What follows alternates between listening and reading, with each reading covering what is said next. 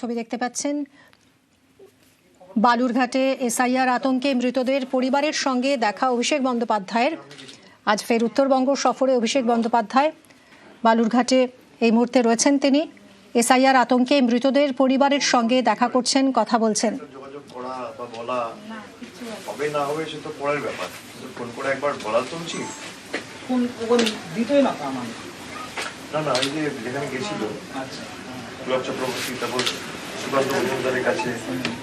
সরকার তো বিজেপি, একবার ফোন করে তো বলা উচিত, করতে পারবে না পারবে সে তো পরের কথা। আক্রান্ত পরিযায়ী শ্রমিকের বাড়িতে অভিষেক বন্দ্যোপাধ্যায় এই মুহূর্তে কথা বলছেন, তাদের সঙ্গে বালুরঘাটে রয়েছেন। বাংলা বলায় ভিন রাজ্যে কাজে গিয়ে আক্রান্ত পরিযায়ী শ্রমিকরা, এবং এই দুই দিনাজপুরে এরকম অনেক শ্রমিক রয়েছেন যারা ভিন রাজ্যে গিয়ে আক্রান্ত হয়েছেন, হেনস্থার শিকার হয়েছেন। আজ এই নিয়ে কি বার্তা দেন অভিষেক বন্দ্যোপাধ্যায়, সেদিকে যেমন নজর রয়েছে। এবং এই মুহূর্তে আক্রান্ত পরিযায়ী শ্রমিক অসিতের বাড়িতে অভিষেক বন্দ্যোপাধ্যায় কথা বলছেন তার পরিবারের সঙ্গে।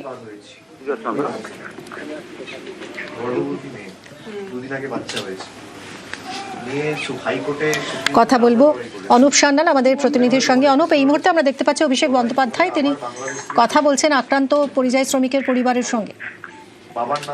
একদমই মিমি, দেখো এই মুহূর্তে তিনি বালুরঘাটের লক্ষ্মীপুরে এসে পৌঁছেছেন আক্রান্ত পরিযায়ী শ্রমিক অসিত সরকারের বাড়িতে। সেখানে রয়েছেন আরেকজন পরিযায়ী শ্রমিক গৌতম বর্মন। এছাড়াও তার সঙ্গে তিনি হেলিপ্যাডে নামার পরেই তিনি দেখা করেন এসআইআর আতঙ্কে মৃত্যু হয়, আত্মহত্যা করেন ওসমান মোল্লা। তার পরিবারের সঙ্গে তিনি কথা বলেন।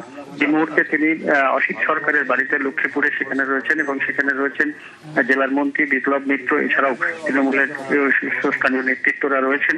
এই মুহূর্তে তিনি তার বাড়ির ভিতরে একদম তাদের সঙ্গে তাদের সুবিধা অসুবিধা কি হয়েছিল সেই সমস্ত বিষয় নিয়ে কিন্তু তার সঙ্গে কথা বলছেন। আমি আর ওখানে যাব না।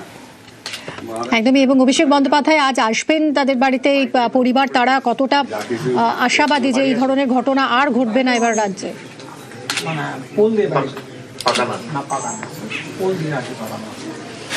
ওদের কর্মশ্রী আর হচ্ছে সমশ্রী যে ছিল না, সেটা ওখান থেকে আসার পর টোটালটা রেজিস্টার করে দেওয়া হয়েছে।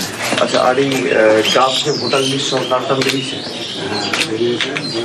আমি তো আজকে আমার ইয়ে ছিল হিয়ারিং,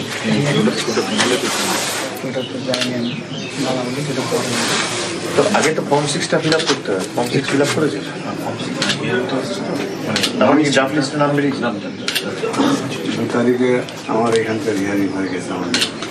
না, সে আবার হবে হিয়ারিং। একবার নোটিশ পাঠালে যদি না যান তাহলে দ্বিতীয়বার নোটিশ পাঠাবে।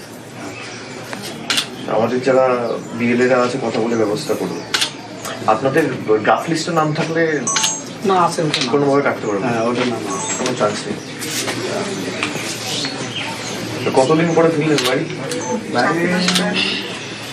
7 মাস জেলে ছিলাম। ওখানে জেল যাওয়ার আগে 3 মাস 4 মাস 10 11 মাস 1 বছর 1 বছর 1 বছর পর 1 বছর পর ছিলাম। আগের বছর এই সময় এসেছিল। হ্যাঁ, 1 বছর আমি গত ডিসেম্বরের 10 তারিখে আসছিলাম। এই সময় এসেছিলাম। বড় ছেলে বোধ ওখানে আছে।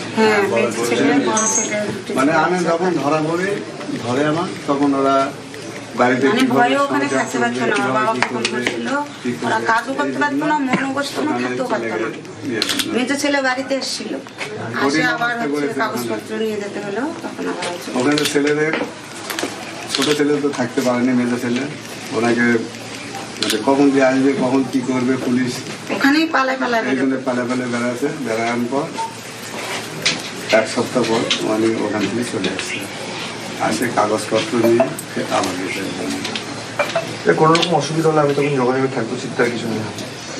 আচ্ছা স্যার, বাইরে তো আর যাবো না, যাকে না বাড়ি যাবো। এখানে একটু কিছু আমাকে একটু বাড়িতে কি খেয়েছো? খাওয়া দাওয়া কি করেছো? বাড়িতে প্রথমে আসে দেখি কি খাইয়েছে? মসুরের ডাল আর আলু ভাজি করছি। আর ডাল ভালো লাগে খুব খাইতে। মসুরের ডাল, আলু ভাজা আর ভাত। আর আপনি কি খাবেন? না না, ডাল ভাতই হোক না কেন আর আলু সিদ্ধ ভাতই হোক না কেন, বাড়ির রান্নার একটা টেস্টই আলাদা। তো আপনি কি খেয়েছেন? এতদিন পরে তৃপ্তি করে খাওয়া হয়েছে? মাছের খেয়েছে। আমি আবার বলছিলাম যে অত কিছু খিদে লাগছে তোমাকে। একদিন পর এসছে তো, এত কষ্ট পেয়েছে। ঘুমানোর জায়গা পাইনি, ছোট্ট জায়গায় তো শরীর এক পা জায়গা ভেবে দিবে, ওই এক পা জায়গার উপর শুতে হবে, যে কাঁথায় শুভ